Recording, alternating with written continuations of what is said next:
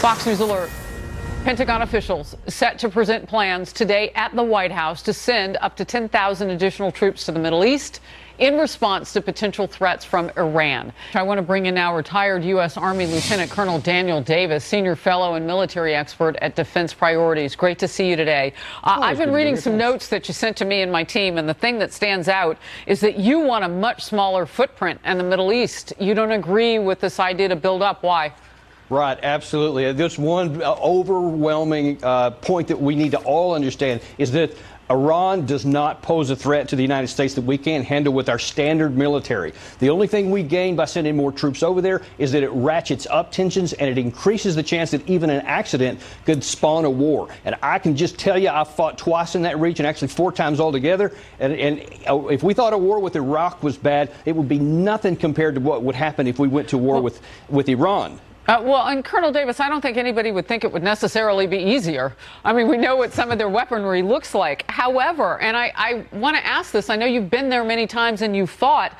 Iran had specificity in its recent threats, and we knew our U.S. embassy in Baghdad. We knew we needed to protect assets, rather. So we put 100,000 tons of diplomacy in the water and in the region.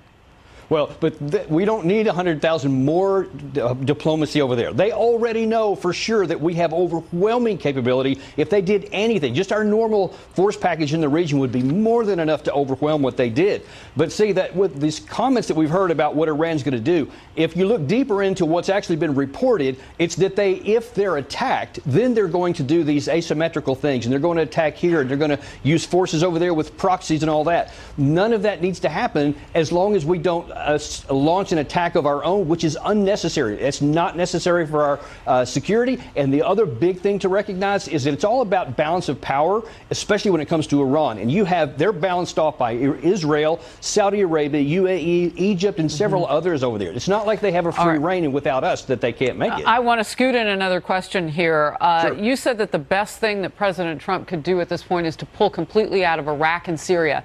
You know, that Syria component was one he looked at, and his critics were harsh on him. Why do you say that?